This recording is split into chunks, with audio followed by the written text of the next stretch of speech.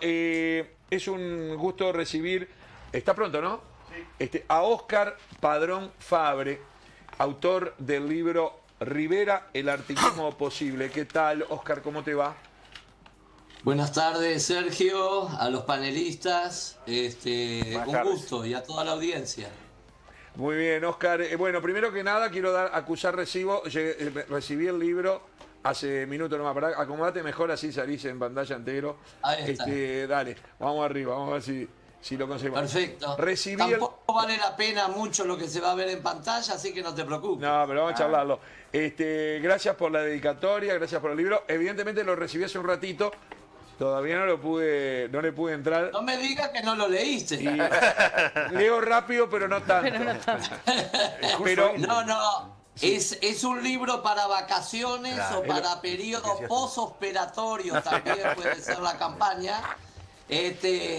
Lo que pasa es que este señor, Don Frutos, sin lugar a dudas es la figura más polémica de la historia del Uruguay. Y por lo tanto, para hablar de él no se puede salir con un matagato o un calibre 22, hay que salir con artillería pesada.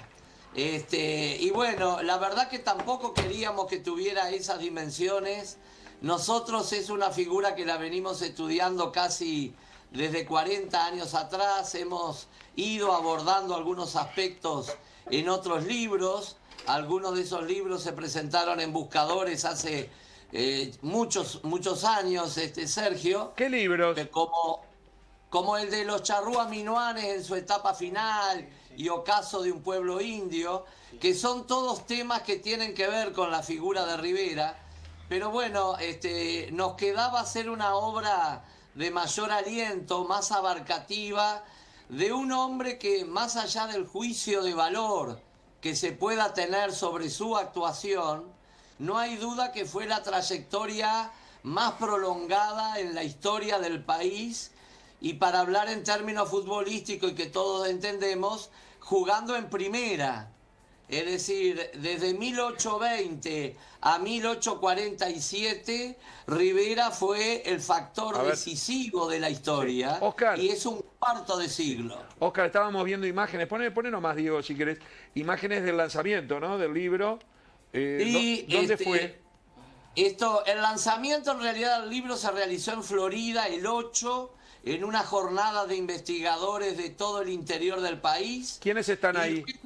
Eso fue el 8 de noviembre en Florida y el segundo lanzamiento se hizo en la Biblioteca Nacional gracias a la invitación que nos hizo su director Valentín Trujillo y tuvimos el honor de ser acompañados por el presidente doctor Julio María Sanguinetti y el doctor Diego Martínez García en la sala José Pedro Varela. Esto fue el pasado 28 de noviembre y en la noche de ayer lo presentamos acá en Durazno, nada más y nada menos que en el Museo Casa de Rivera, la casa donde Frutos y Bernardina fueron los dueños de casa durante muchísimo tiempo. Hubo un tiempo que la capital de Uruguay, ¿cómo era? ¿Fue en Durazno o la casa presidencial? ¿Cómo era eso?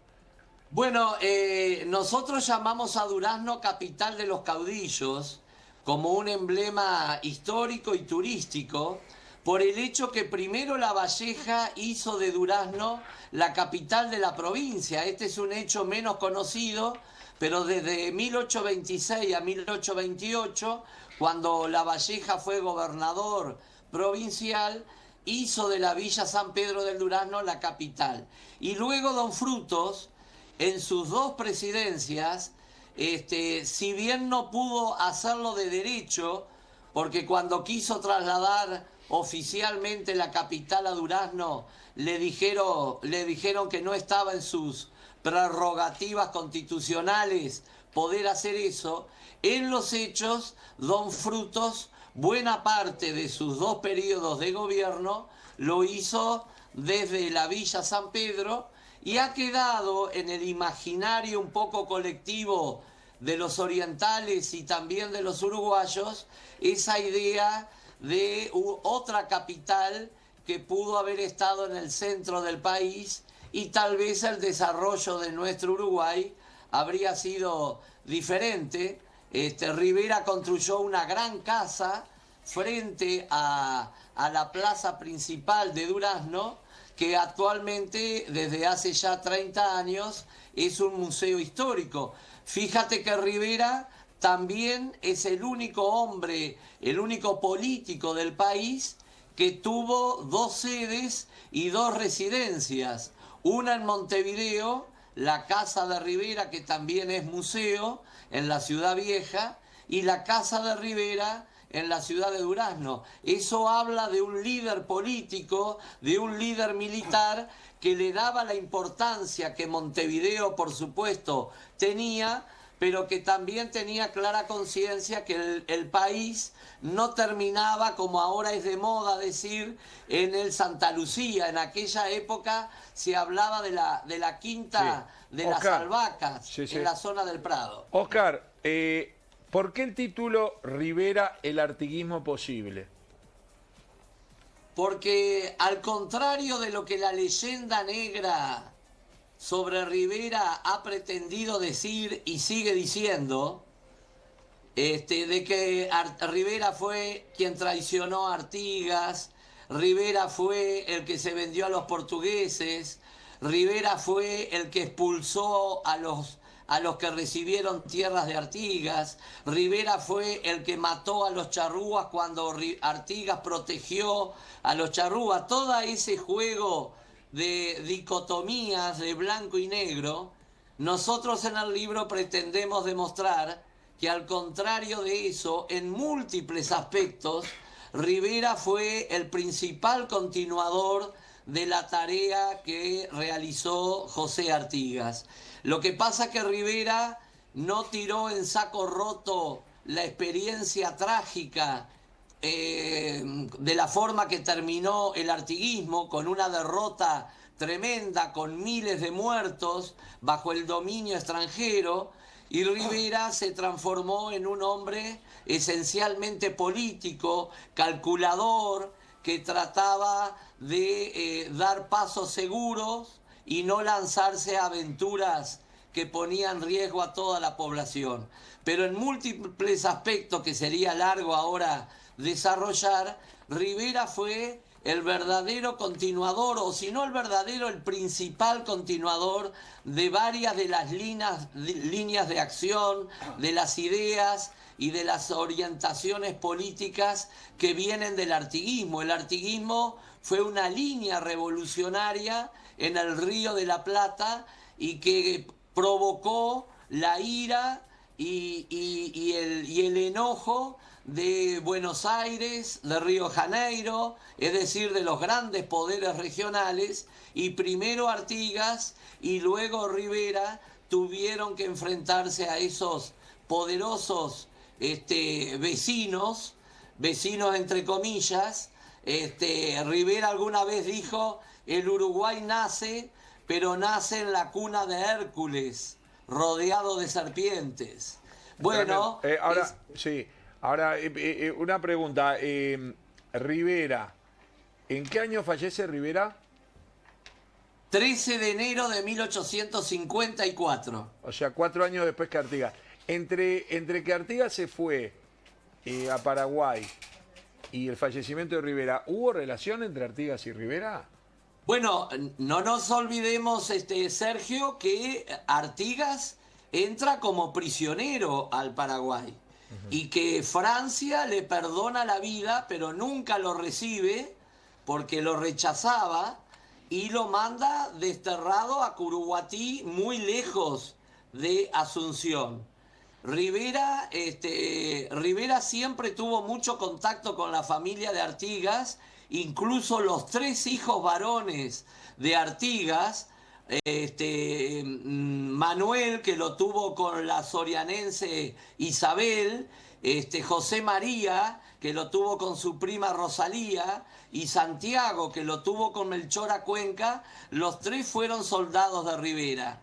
Y Rivera en varias oportunidades le escribió a Rodríguez de Francia, y por lo menos una vez le escribió a Artigas invitándolo para que regresara, pero se tienen dudas de si realmente estas cartas y estas iniciativas llegaron a conocimiento de Artigas, de un Artigas también ya muy veterano, ya con más de 80 años, y que cuando es llevado cerca de Asunción, a la quinta de Ibiray, ahí va a ser visitado por su hijo legítimo José María, y tampoco quiso regresar en esos momentos al Estado oriental. Bien. Oscar, esto con respecto a su relación con Artigas. En el tema de los charrúas, su investigación desmiente totalmente que Rivera haya llevado adelante lo que se ha dado en llamar un genocidio o un exterminio de charrúas. ¿Cuál es su visión de acuerdo a lo que ha estudiado usted? Bueno, la visión mía es que la escuela uruguaya tiene una influencia mayúscula y que la mayoría de los uruguayos, lo que nos enseñó la escuela nos queda grabado a fuego y después nos cuesta incorporar otras cosas. ¿Qué quiero decir con esto? Primero, que la etnia de los charrúas que existió no fue la única en nuestro territorio. Por lo tanto, hablar de los charrúas no es hablar de los únicos indígenas de esta región. El libro, en realidad el tema de los indígenas yo ya lo traté en otro libro y tuve que sacar de este libro 2 capítulos enteros porque si no se iba a ir a más de 800 páginas. Y uno de los capítulos que retiré es precisamente el análisis del tema del final de los charrúas, porque el final de los charrúas, Sergio y audiencia, ya lo hemos dicho y no soy el único, lo han dicho otros, tiene que ser analizado en el contexto de la época. Los charrúas no eran ese bon sauvage al estilo Rousseau que andaba a la caza y la pesca y la recolección de frutos en la orilla de los arroyos, como nos muestra la receta escolar en frase que decía muchas veces Reyes Abadí. Los grupos charrúas fueron grupos que lamentablemente se acostumbraron a vivir del pillaje, de asaltar estancias, de matar a los pobladores, de hacer cautivas, de robarse a los niños. Lamentablemente eran demasiado adictos a la bebida y a las borracheras y perdían muchas veces el control de sus actos. Y si tuviéramos una máquina del tiempo que nos permitiera trasladarnos a esa época y hacerle un reportaje en tu calidad de periodista a la gente que vivía en los campos, en la soledad de los campos, y que vivían con el miedo de ser atacados o por ladrones o por malones de indígenas, ¿por qué Rivera fue tan querido en el campo? ¿Por qué fue el líder popular más importante de su tiempo? Porque siempre trató de darle protección para la producción y para la vida a las familias rurales. Bueno, el final de los charrúas está en el contexto de una necesidad que el país tenía de pacificar la campaña porque era imposible el desarrollo de la misma. Si todo eso no se analiza, y lo estoy manifestando de una manera muy rápida y sencilla, no se puede juzgar este episodio. ¿Qué pasó en Salsipuedes entonces? No, en Salsipuedes, a ver, Salsipuedes es una emboscada que el Ejército Nacional, con la aprobación de las cámaras, porque fue aprobado por el Parlamento, se le hace una emboscada a los charrúas para tratar de reducir a las últimas tolderías y que terminaran con su forma de vida nómade, que como acabo de expresar, era una forma de vida totalmente irreconciliable con un Estado de Derecho. En las tolderías, la Constitución no regía. Las tolderías eran el principal refugio de delincuentes. Y no había otra forma tampoco de luchar contra ellos, Sergio. Esto lo explico en un libro anterior. Bien. Porque los charrúas eran grandes jinetes y tenían una gran movilidad a caballo. Y era imposible tratar de alcanzarlos en campo descubierto. Lo habían intentado hacer muchas veces con anterioridad y nunca lo pudieron hacer. A ver, Alberto Silva quiere intervenir, adelante. Padrón, un gusto. Ya le pedí a Sergio cuando termine de leer el libro me lo pase para poder verlo. Es un tema apasionante y muy polémico, usted bien lo señalaba recién, pero coincido con usted que lo que uno le enseñan en la escuela le queda grabado para siempre. En la escuela no nos contaron que los charrúas acompañaron a Artigas hasta que cruzó el río Uruguay. En la escuela no nos contaron que los que lo acompañaron al mejor de nosotros fue un grupo importante de afrodescendientes. En la escuela no nos contaron, más para atrás en el tiempo, por ejemplo, el rico patrimonio que teníamos en las pinturas rupestres. Pero bueno, lo que sí le quiero preguntar, en torno a... Yo siento que el Partido Colorado logró imponer la figura de Rivera por encima de otros próceres en lo que tiene que ver con la patria vieja, por encima de Lavalleja, por encima de Uribe, incluso de Leandro Gómez, que eran igual o tan importantes como él. Pero aquí en Montevideo, por poner un ejemplo puntual, la avenida más grande que tenemos, la más extensa, más de 13 kilómetros, es la avenida Rivera.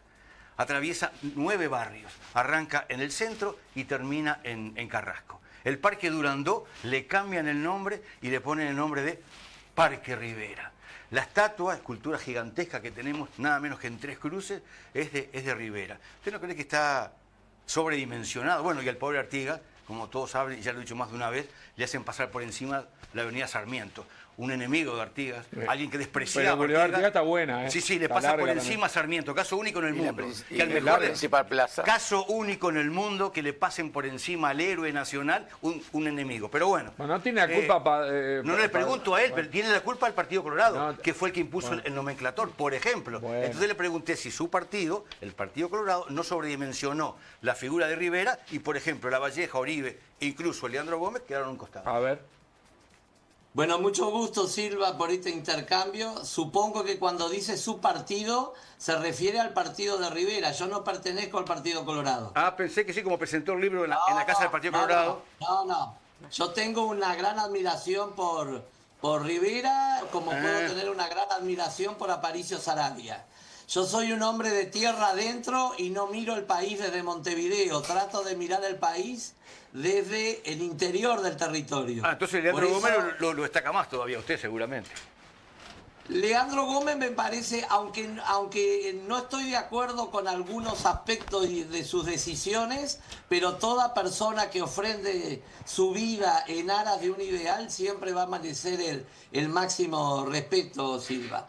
Pero es cierto que la influencia del Partido Colorado, sobre todo en el siglo XIX y la primera mitad del siglo XX, influyó para esa jerarquía de la figura de Rivera. Pero, a ver, la figura de Rivera no se reduce al Partido Colorado.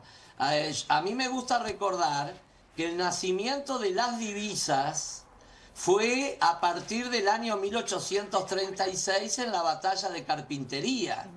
Pero don Fruto Rivera, como Lavalleja también, y en menor medida, pero también los hermanos Uribe, tienen una trayectoria que comienza con los primeros años de la Revolución Artiguista. Estamos hablando de los años 1811, 12, 13. Por lo tanto, hay un cuarto de siglo, 25 años antes del nacimiento de las divisas, que todos estos hombres estuvieron luchando para la caída del Imperio Español primero en estas tierras y después para la independencia, para nuestra independencia del poder de los portugueses y de los brasileños.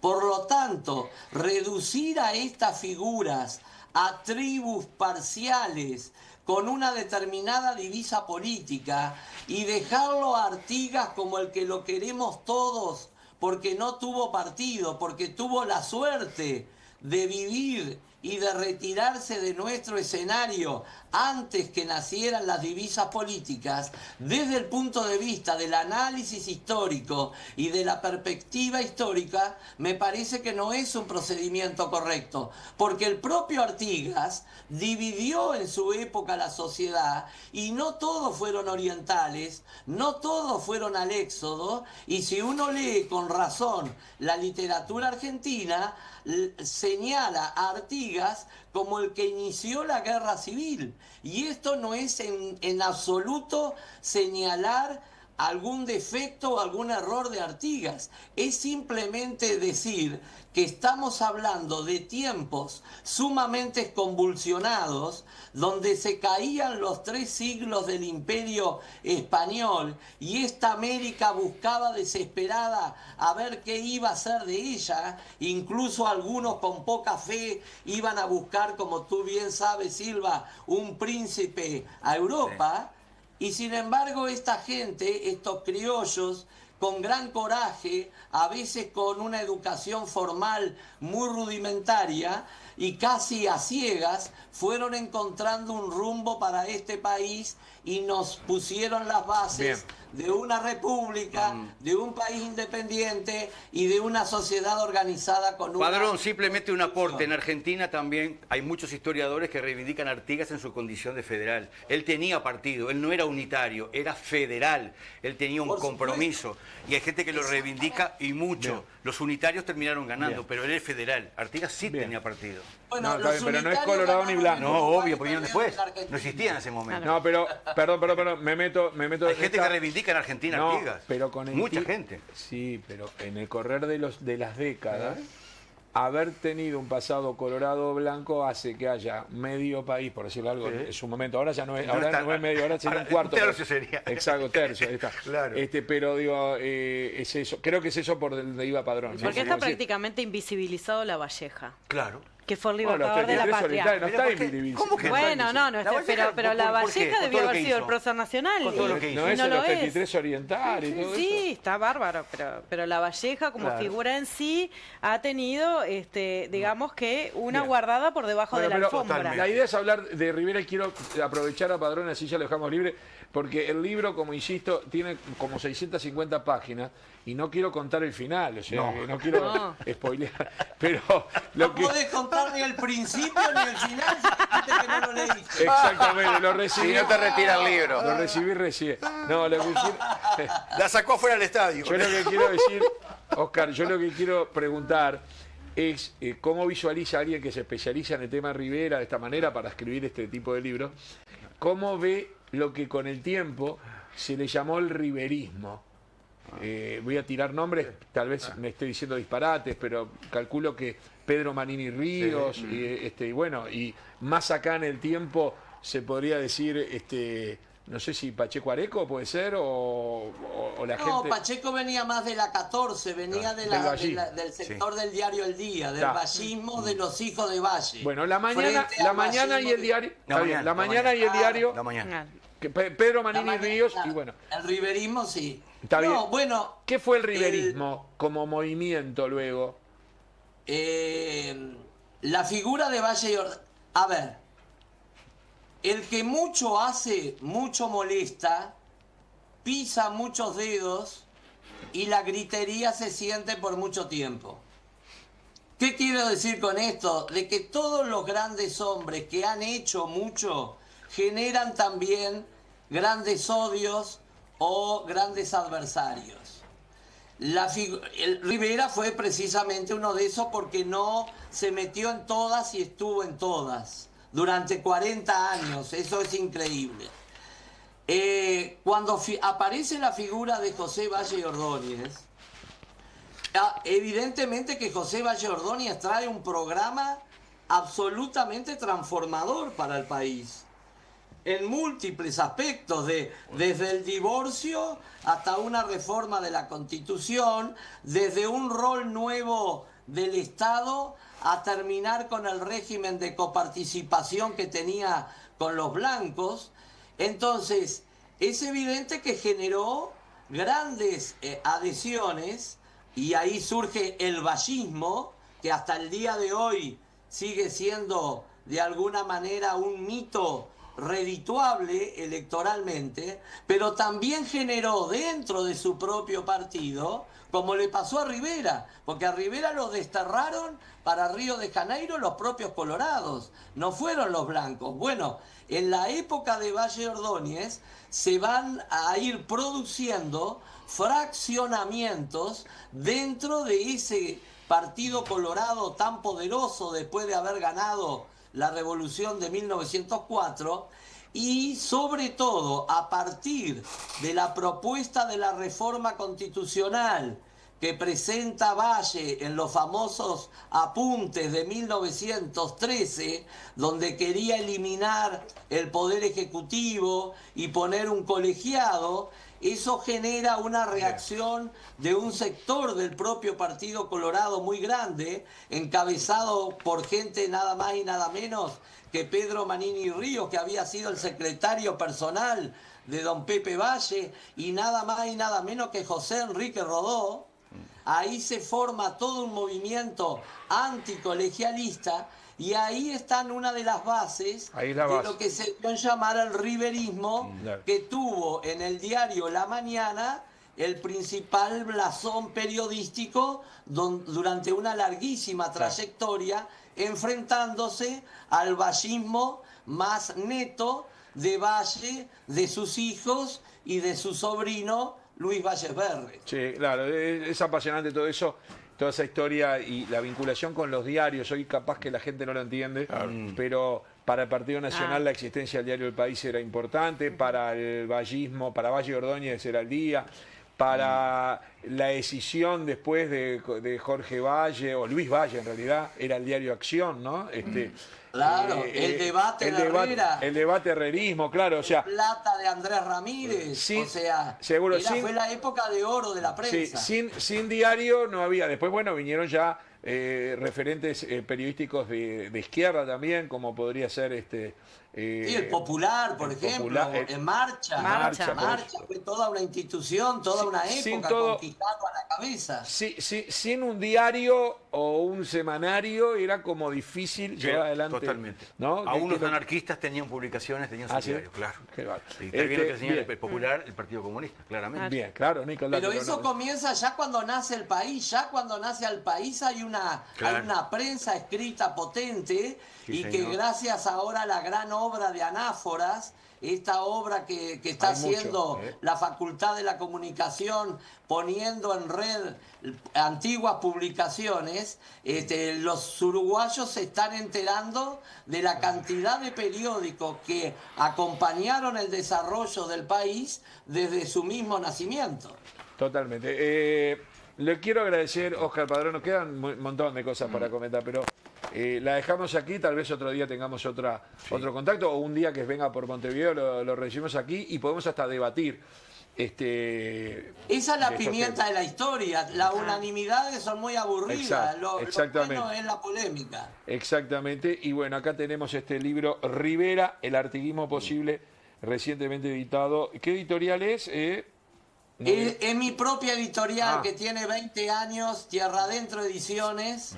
Es un proyecto que tiene sede acá en Durazno y que busca promover a los autores del interior del país y de zonas del sur de Brasil y el litoral de la Argentina, siempre con esa mirada alternativa desde el interior del Uruguay. Voy a leer algunos de los títulos, hoy ya mencionó algunos el autor.